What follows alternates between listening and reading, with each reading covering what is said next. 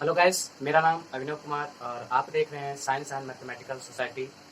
जैसा कि इसके पहले मैं आप लोग के बीच बहुत ऐसे मैथ का मैं क्वेश्चन आप लोग के बीच सोल्व कराया हूं। और आज जो मेरा एपी का जो समानांतर श्रेणी का 5वां लेक्चर है और मैं बहुत दिनों के बाद मैं आप लोग से जुड़ रहा हूं, तो आप लोग ज़रूर मेरे वीडियो को देखिएगा और लाइक कीजिएगा, अच्छा लगेगा तो, और शेयर करने का भी काम कीजिएगा।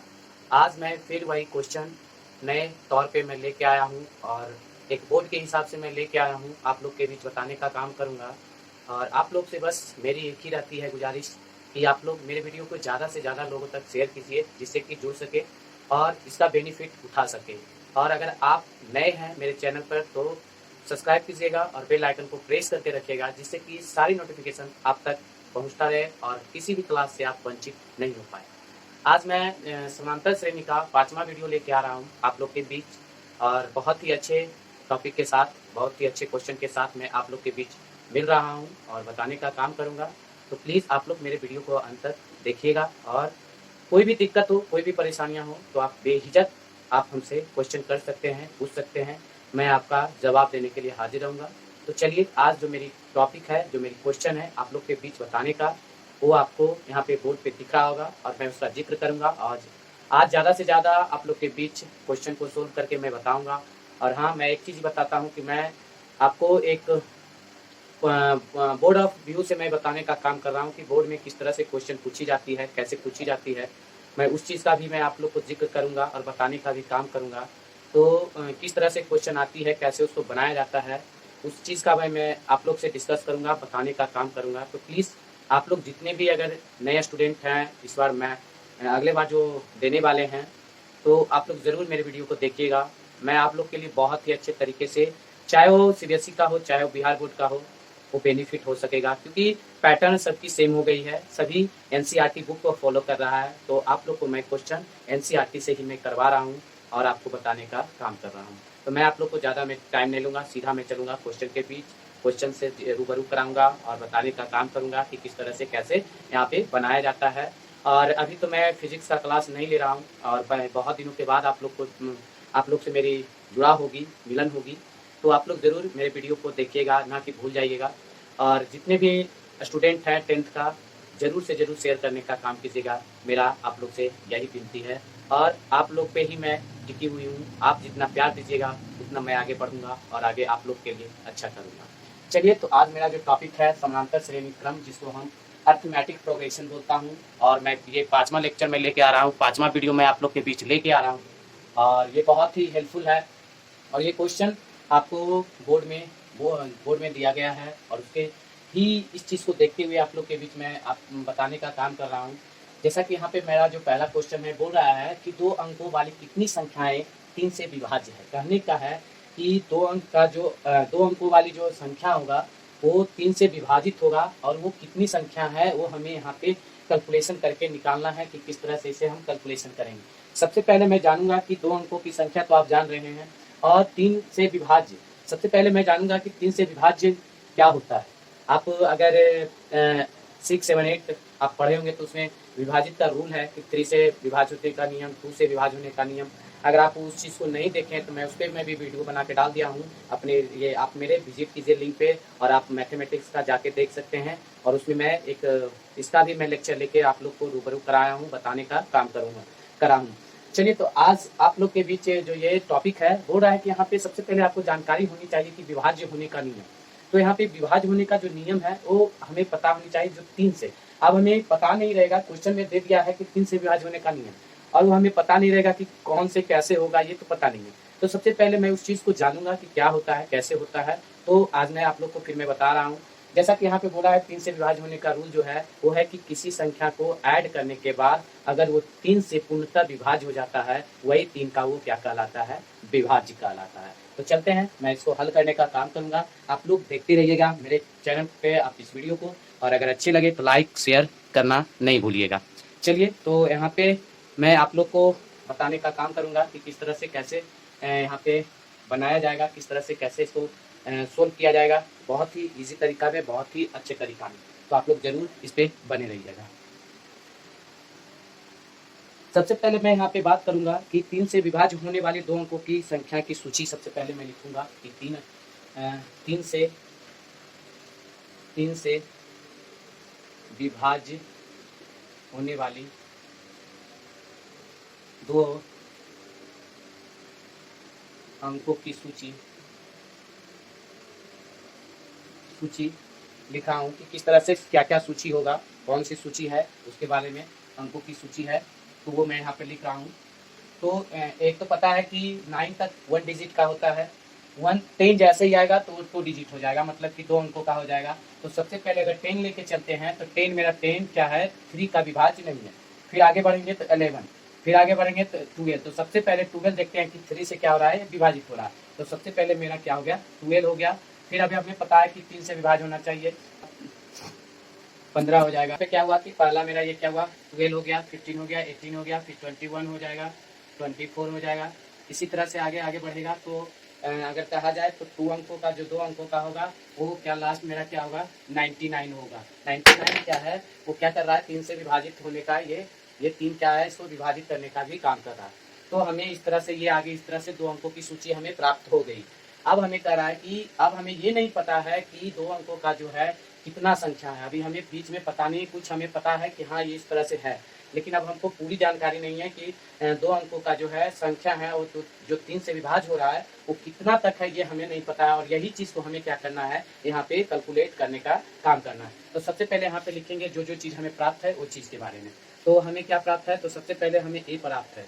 ए बराबर ये क्या हुआ, पहला शुरू जो स्टार्ट है 12 से, और हमें डी पता है कि 3 का विभाजित है, मतलब उसका सार बनता है T2 माइनस 3 T1 और फिर T3 माइनस T2। इस तरह से निकालते हैं। तो हमें पता है कि 3 से विभाज्य हो रहा है तो उसका जो सार बनतर होगा वो क्या होगा, 3 का होगा। और हमें क्या पता है कि Tn मतलब लास्ट पद हमें पता है कि 99 है। तो हमें निकालनी है कि कौन कितना यनमा पद मतलब कितना संख्या होगा, यन का वैल्यू हमें यहाँ पे निकालनी है। तो हम जानते हैं कि यहाँ पे लिखेंगे, हम जानते हैं कि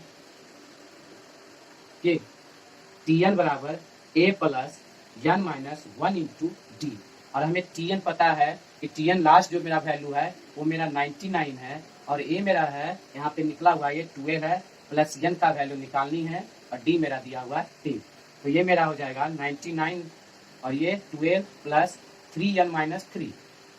अब यहाँ पे ये क्या हो जाएगा, 99 इक्वल टू 12, 12 में अगर 3 घटाएंगे तो ये हो जाएगा 9 प्लस 3n। अब इसको ये प्लस से इधर लाएंगे तो ये क्या हो जाएगा, 99 माइनस 9 इक्वल टू 3n, और ये हो जाएगा 93n। इसीलिए n बराबर मेरा क्या हो जाएगा, 90/3। ये n बराबर हो गया 30। और यही चीज़ हमें निकालने के लिए कह रहा था कि जो 2 अंकों वाली कितनी संख्या होगी जो 3 से विभाज्य होगा।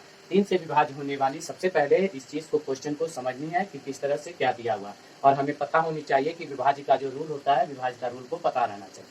और यहाँ पर क्या है कि 12 हो गया, 15 हो गया, 18 हो गया, 21 हो गया, 24 हो गया, 99 हो गया। ये क्या है कि यहाँ पे हमें पता चल गया कि ये 2 अंकों वाली इतनी संख्या है। अब हमें पता नहीं है कि अब जो एक तो हमें प्रथम पद पता है और लास्ट पद पता है, लेकिन हमें पता नहीं कि कितनी संख्या होगी। हमें संख्या पूछ रहा है कि जो 3 से विभाज्य होगा वो कितनी संख्या होगा 2 अंकों में। तो वही चीज़ मैं यहाँ पे निकालने का काम किया हूँ। कहने का है कि जो 3 से विभाज्य होगा 2 अंकों वाले में संख्या में, वो क्या होगा, उसका जो नंबर होगा 30 होगा। ऐसे ऐसे जो हम A1 A2 इस तरह से अगर करेंगे तो ये मेरा क्या 30 तक जाएगा।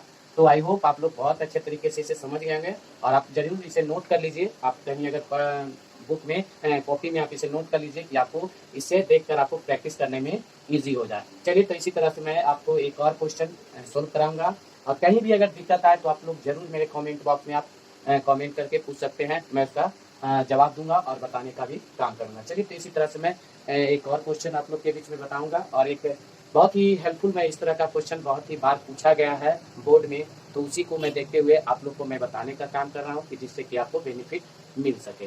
तो आप लोग जरूर मेरे वीडियो को लास्ट तक देखिएगा, और अच्छा लगेगा तो लाइक और शेयर जरूर कीजिएगा। यहाँ पे जो दूसरा क्वेश्चन है वो ये है कि यनमा पर 2n प्लस 1 है, यह अनुक्रम AP में है, यदि तो इसका प्रथम पद और सार बनकर ज्ञात करना है। कहने का है कि जो यनमा पद हमें मालूम है कि यनमा पद यहाँ पे दिया हुआ है, और वो कह रहा है कि जो इसका एक अनुक्रम बनेगा, एक क्या वो होगा, वो एक एपी में होगा, अर्थमेटिक प्रोग्रेशन में होगा। और यदि ये जो एपी में होगा जिसका अनुक्रम कहने का है कि एक सीक्वेंस जो बनेगी वो कैसा होगा, एक अर्थमेटिक प्रोग्रेशन होगा। और अर्थमेटिक प्रोग्रेशन तभी होगा जब उसका जो नंबर हमें प्राप्त होगा उसका जो सारबंतर होगी डी जो होगा वो क्या होगा, सभी का वैल्यू क्या होगा, बराबर होगा, तभी वो क्या कहलाएगा, एक एपी कहलाएगा। तो वही चीज को मैं यहाँ पे बताने का काम करूंगा कि इस तरह की क्वेश्चन को कैसे सोल्व करेंगे और किस तरह से सोल्व करने का काम करेंगे। चलिए, तो सबसे पहले जो चीज हम जानते हैं इस क्वेश्चन के बारे में उस चीज को मैं यहाँ पे लिखने का काम करूंगा। तो हम जानते हैं कि यहाँ पर हम जानते हैं कि अगर वह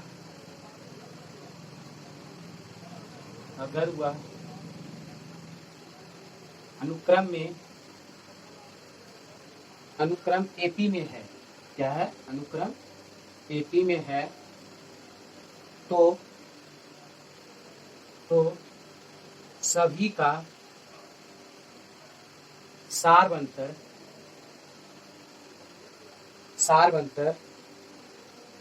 समान आएगा, समान आएगा। ये तो पता है, एपी का यही रूल कहता है कि हम जानते हैं जो अर्थमेटिक बनेगा वो क्या होगा, जो एक अनुक्रम बनेगा, एक जो सीक्वेंस बनेगा उसका जो सारबंतर होगा वो क्या होगा, सभी का समान होगा। चलिए, तो इसको मैं हल करूंगा। कब कह रहा है क्वेश्चन में कि इसका प्रथम पद मतलब ए और डी निकालने के लिए यहाँ पे कह रहा है। तो सबसे पहले मैं यहाँ पे एक मान लेता हूँ कि एक सीक्वेंस मान लिया कि ए बी सी डी, इस तरह से एक एपी का ये क्या होगा, अनुक्रम होगा, आगे तक इस तरह से बढ़ता जाएगा। फिर यहाँ पर क्या होगा, अगर इसको ये हम कह सकते हैं, ये क्या हो गया, A1 हो गया, ये A2 हो गया, ये A3 हो गया और ये A4 हो गया। इस तरह से आगे ये भी बढ़ता जाएगा। ये हम क्या बताते हैं, प्रथम पद, दूसरा पद, तीसरा पद, चौथा पद, पांचवा पद, छठा पद, इस तरह से आगे हम बढ़ते जाते हैं। तो हमने पढ़ा डी बराबर निकालने के लिए पढ़ा था कि ये क्या होता है कि यहाँ पर एक इस तरह का वैल्यू निकलता है। अगर n पद दिया रहे तो an+1 माइनस an अगर करेंगे तो ये क्या हो जाएगा, इसका वैल्यू किसके बराबर होगा, वो होगा an माइनस an+1 के। ये दोनों क्या होगा, सारबंतर इस तरह से अगर निकालेंगे जो डी होगा ये क्या होगा, एक एपी होगा, एक समानांतर श्रेणी होगा। ये क्या होगा, एक एपी होगा या कह सकते हैं समांतर श्रेणी होगा। ठीक, यहाँ तक आपको समझ में आ गया होगा। चलिए, तो यहाँ पर सबसे पहले दिया हुआ है क्वेश्चन में कि n बराबर 2n+1 दिया हुआ है। तो इससे सबसे पहले मैं क्या करूंगा, सभी का एक वैल्यू, प्रथम पद, सेकेंड पद, थर्ड पद, फोर्थ पद, इस तरह से हम यहाँ पे वैल्यू निकालने का काम करूंगा।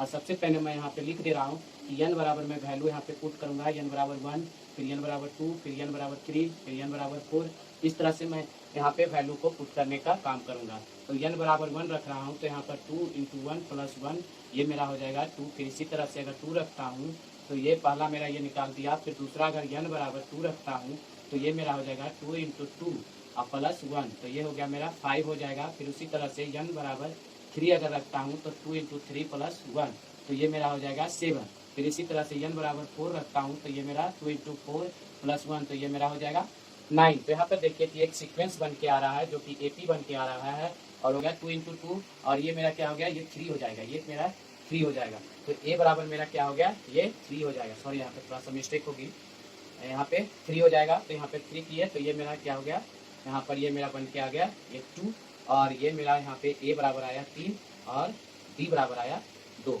तो इस तरह से यहाँ पे हम निकालने का काम करेंगे। और ये बहुत बार ये क्वेश्चन आपको बोर्ड में पूछा गया है, तो आप इसे जरूर नोट कर लीजिएगा और इसे आप घर पे बैठ के आपको प्रैक्टिस कीजिएगा, जिससे कि आपको कहीं ये दिक्कत ना आए और आप इसे अच्छे तरीके से हल कर सकते हैं। और यह अनुक्रम क्या है, एक एपी में है, क्योंकि ये इसका क्या है, सभी का सार बनकर क्या आ रहा है, एक समान आ रहा है। तो आई होप आप लोग अच्छे तरीके से समझ गए होंगे और मैं आशा भी करता हूँ कि कोई परेशानियाँ भी नहीं आई होगी, क्योंकि मैं एक एक स्टेप करके मैं आप लोग को बताने का काम कर रहा हूँ और समझाने का काम कर रहा हूँ। और अगर कोई प्रॉब्लम आए, कोई समस्या आए तो आप प्लीज़ मेरे आप कमेंट बॉक्स आपके लिए खुला रहेगा, आप उसमें कमेंट करके पूछ सकते हैं और मैं उसका जवाब दूंगा। चलिए, तो आज यहीं तक का रहने देता हूँ, यहीं तक का सफ़र रहने देता हूँ। फिर मैं अगले सफ़र के लिए मिलूंगा और आप लोग रूबरू कराऊंगा अच्छे क्वेश्चन से, अच्छे टॉपिक से। तो प्लीज़ आप लोग अगर मेरी वीडियो अच्छी लगी तो लाइक शेयर करना नहीं भूलिएगा और ज़्यादा से ज़्यादा लोगों को जोड़ने का काम कीजिएगा। फिर मिलता हूँ कल और अच्छे टॉपिक के साथ। तब तक मेरे चैनल पर आप लोग बने रहिएगा और ढेर सारा प्यार देते रहिएगा। फिर मिलता हूँ। Thank you.